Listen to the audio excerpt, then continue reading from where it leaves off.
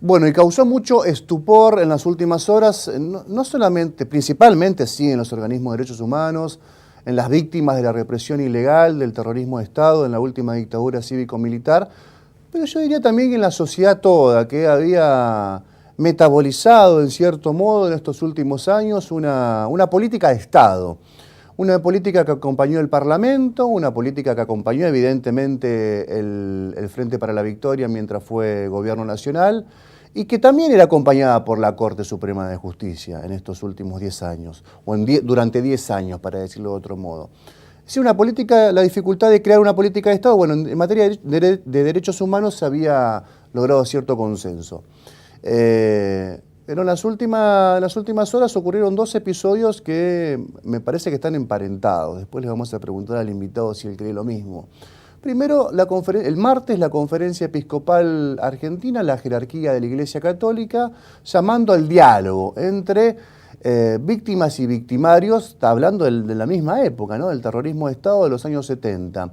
Bajando una línea o interpretando una bajada de línea del Papa Francisco respecto a este tema, provocando la primera tensión entre organismos y hasta ese momento la Iglesia Católica.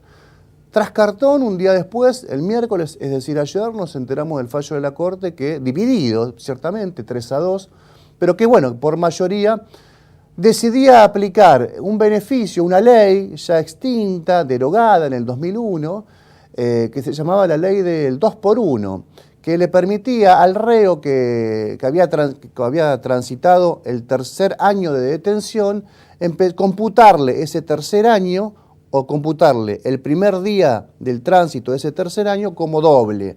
¿Por qué?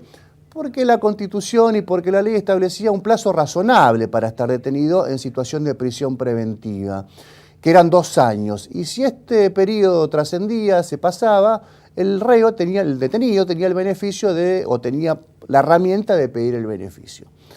La Corte Suprema de Justicia toma ese periodo, esa ley que existió que estuvo vigente entre el 94 y 2001, para aplicarla en un caso particular, que abre, como decíamos al principio, una enorme puerta, una enorme ventana para otros casos similares. Jorge Pedraza, buenas noches. ¿Qué tal, Héctor? Muchas gracias por invitarme. Bueno, que hablamos un poco en la radio, también te escuchamos en otros medios de comunicación. Hoy sigue siendo un tema central en los medios nacionales, en los medios de todo el país. Sigue teniendo coletazos por todos lados esta decisión de la Corte. ¿Tenés otra interpretación de la interpretación primaria que tuviste cuando te enteraste del caso? ¿Vas agregando otros condimentos? Voy avanzando, digamos, en datos, en la investigación, en la corroboración de datos, y creo que es más preocupante de lo que aparecía al principio. ¿Por qué? En el último informe de la Procuraduría de Criminalidad de Delitos de Lesa Humanidad de la Nación, que forma parte del Ministerio Público Fiscal de la Nación, que dirige el fiscal Jorge Aguat, especializado en temas de lesa humanidad, hablaban al 24 de marzo de este año, que van renovando los informes anualmente, con la cantidad de detenidos que hay, la cantidad de condenas, y decían, bueno, que en estos 10 años se habían se habían aplicado alrededor de 750 condenas, de las cuales solamente 190 estaban firmes, que había al 24 de marzo 500 detenidos aproximadamente en prisión efectiva, en cárceles federales o provinciales, y otros 500 en prisión domiciliaria. Pero si tenemos en cuenta el dato fundamental, que eran las condenas firmes, nada más que 190 sobre un total de 750, nos está dando la pauta de que estamos todavía en situación, de acuerdo al criterio de este fallo dividido de la Corte, en situación de prisión preventiva para varios de estos militares o policías o civiles juzgados y o condenados por delitos de lesa humanidad. ¿Qué significa esto? Que se está computando un plazo doble de detención. porque como vos explicabas recién, la ley 24390, que forzadamente los doctores Rosati, Hayton de Nolasco y Rosenkrantz intentan o decidieron considerar una ley penal más benigna en relación a hechos cometidos en la década del 70, como son todos los delitos de lesa humanidad. Una ley penal más benigna sobrevenida en el año 94, como vos dijiste recién, que rigió hasta el 2001, se considera entonces que desde el momento de la detención, a partir de empieza a correr el tercer año de prisión preventiva, en adelante se empieza a computar doble el plazo de detención.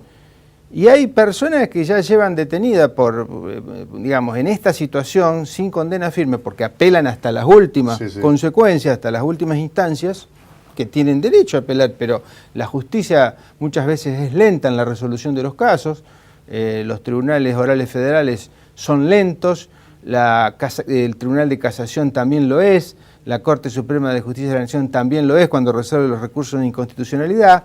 Por lo tanto, está el grave peligro que en gran cantidad de casos van a poder acudir, si este fallo subsiste, como aparentemente va a subsistir hasta que cambie esta mayoría circunstancial de 3-2, y va a provocar que en numerosísimos casos se pida y probablemente se consiga la conmutación virtual de pena, la conmutación real de las penas. Esto viene a operar como una especie de conmutación de penas, reducción de penas.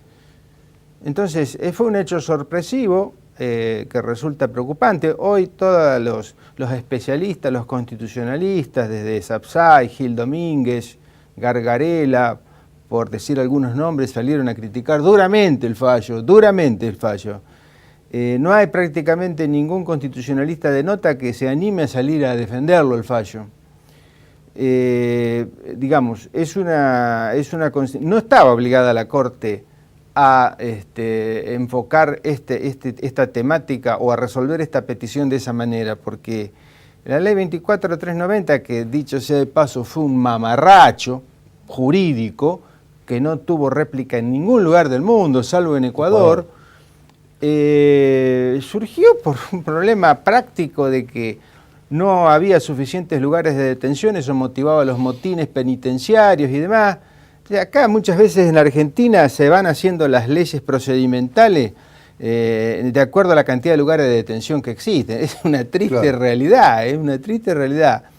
Entonces, después que aprobaron esa ley, empezaron a salir en masa, en libertad, muchos detenidos, y volvieron a reincidir. Entonces hubo otra problemática nueva, que era cómo parar los delitos contra la propiedad que se estaban cometiendo a lo largo y ancho del país.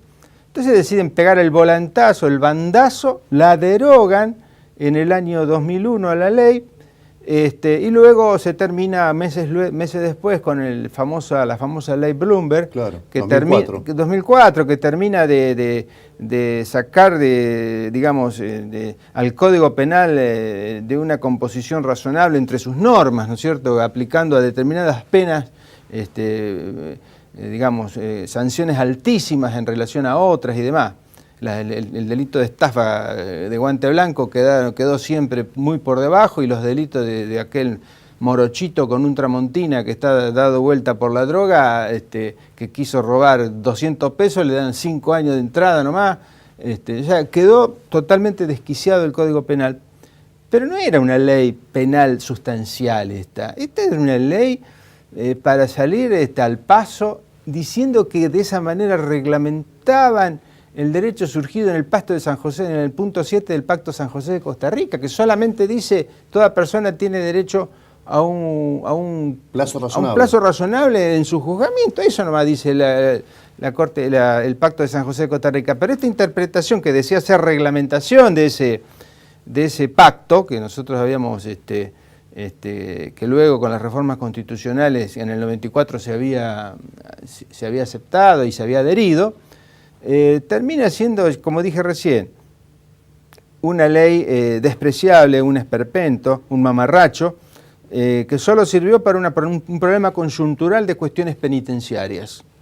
Entonces, no es una ley sustancial. ¿Qué es una ley sustancial? Cuando una ley penal es más benigna, hoy lo explicaba con un ejemplo, suponete que a la comunidad se decide a través de sus representantes, los legisladores, considerar que, por ejemplo, la pena del homicidio simple debe bajar de 8 a 6 años, ¿cierto? Se aprueba una nueva ley diciendo que la pena de homicidio parte desde los 6 años, homicidio simple, ¿no? Sí, sí, parte claro. desde los 6 años y no de 8 como es hasta ahora. Bueno, es una ley penal posterior más benigna para aplicar en algunos casos de que fueron condenados a la pena, por ejemplo, de 8 años en una causa anterior. Ahí sí se aplica la ley penal más benigna, porque hay una valoración social, esto es lo que dice el fallo de la minoría al que yo adhiero, hay una valoración social de determinado tipo delictivo distinta a la que hubo antes cuando en el Código Penal. Eso es una ley sustancial y eso es lo que hace alusión el artículo 2 del Código Penal, cuando dice que la ley penal más benigna se aplica con ultraactividad en forma retroactiva. No hay otra manera de interpretar esto. Lo que han hecho ha sido muy forzado, además ya estaba derogada en el año 2001 esta ley. Además, esta ley se puede haber considerado razonable que aquellos que hubieran estado detenidos entre el momento de la vigencia, 94 a 2001, eso sí se le podría haber dado el cómputo del 2 por 1. Pero luego de derogada, a este caso Muiña, que fue detenido en octubre del 2007, 6 años después de haber sido derogada la ley del 2 por 1, la prisión la sufrió fuera de la vigencia de esa ley, como la mayoría de los juzgados por lesa humanidad. ¿Por qué? Porque hasta el 2001 rigieron las leyes de obediencia debida y punto final, sin hablar de los temas carapintadas y demás que frenaron el avance de los juicios, ¿no es cierto?, allá en los albores de la restauración democrática. Te pregunto, Sí. ¿tiene, según tu opinión, un efecto irrevocable este fallo?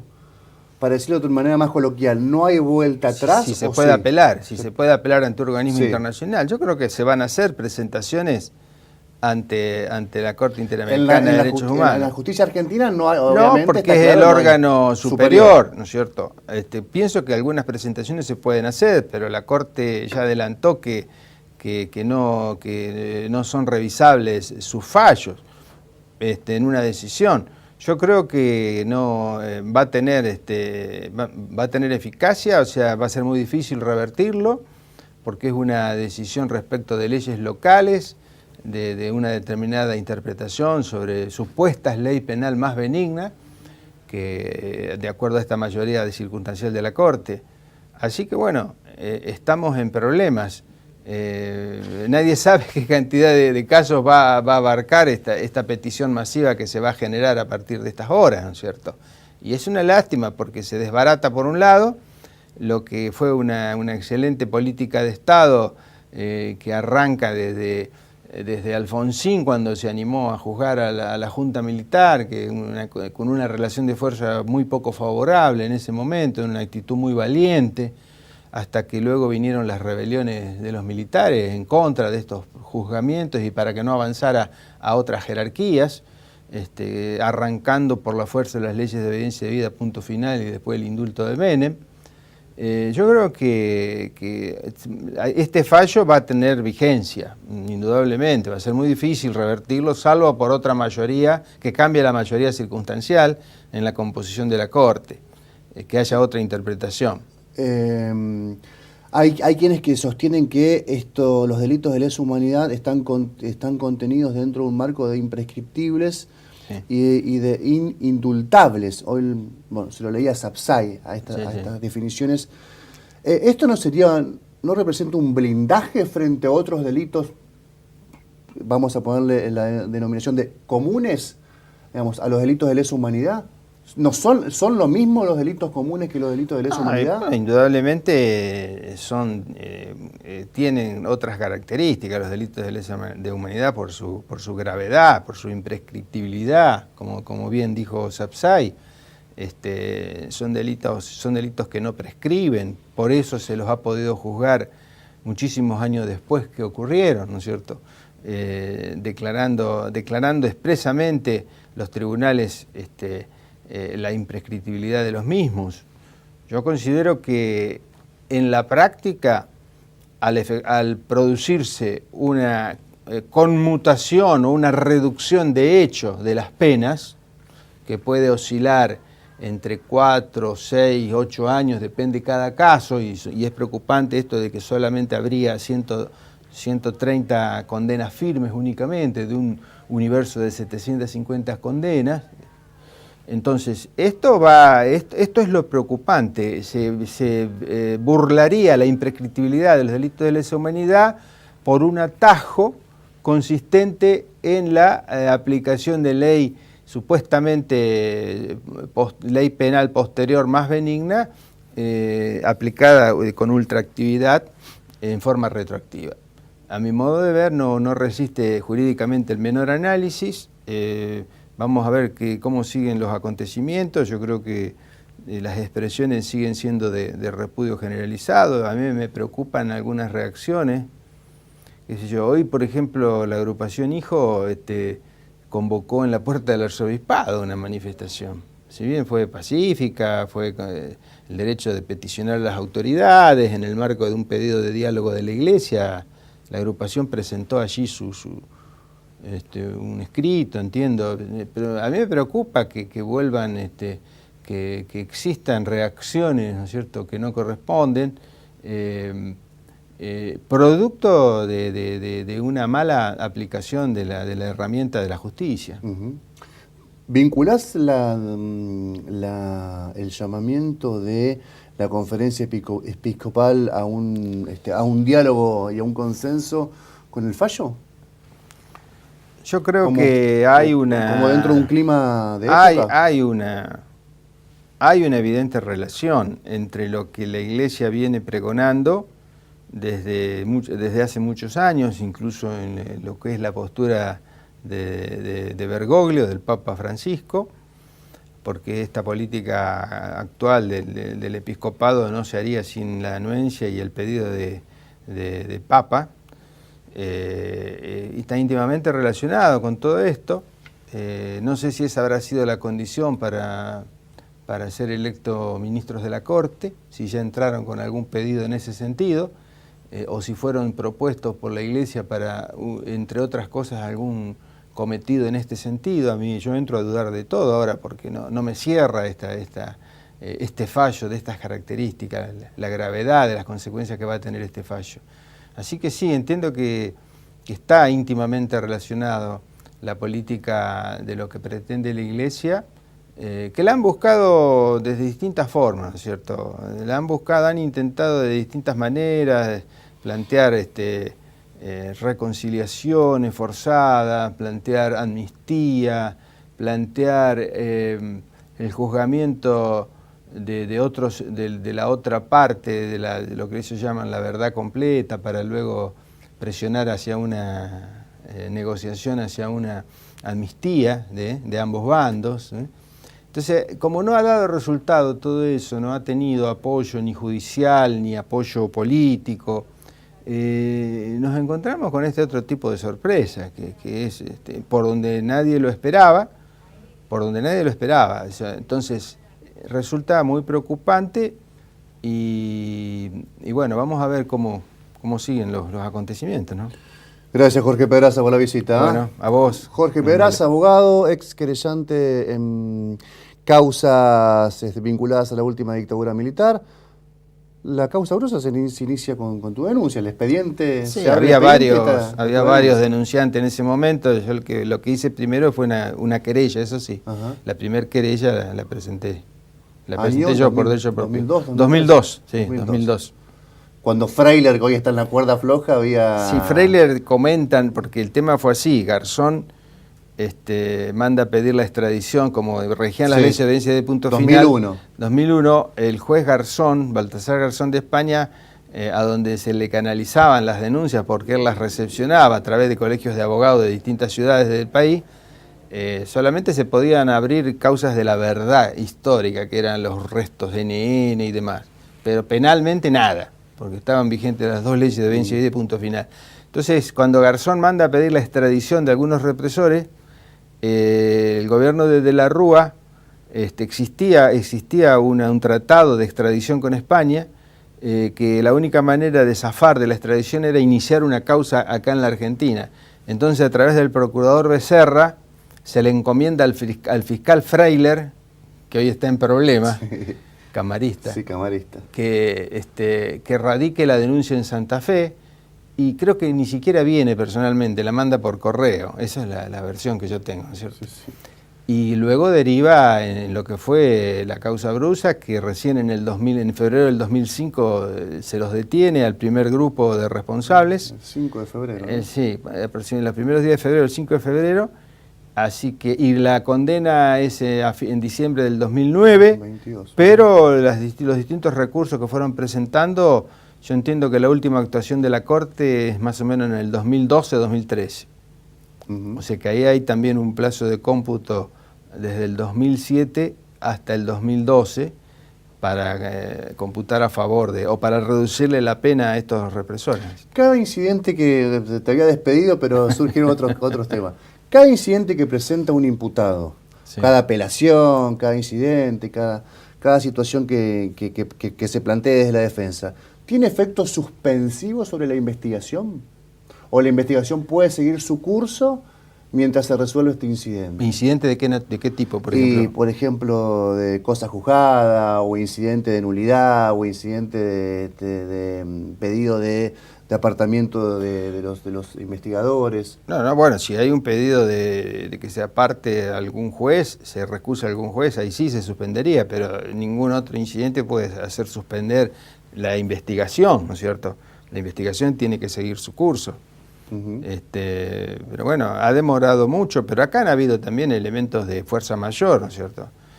Las condenas se demoraban, pero también porque había, no solo porque apelaban hasta la última instancia y por cualquier causa interponían recursos, sino porque ejercían violencia física contra los testigos, violencia de amenazas de muerte, violencia de encañonar a los querellantes, a los militantes en la vía pública, para demorar, para intimidar, para que no se produjeran las pruebas que a esta gente le iban a llevar a demostrar su culpabilidad.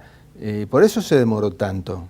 Se inició en el 2002, pero la condena vino a fines del 2009. De hecho, se demoró porque hubo que conformar un tribunal especial. Sí, porque estaban todos los jueces se apartaban porque habían tenido algún tipo de relación laboral con Brusa.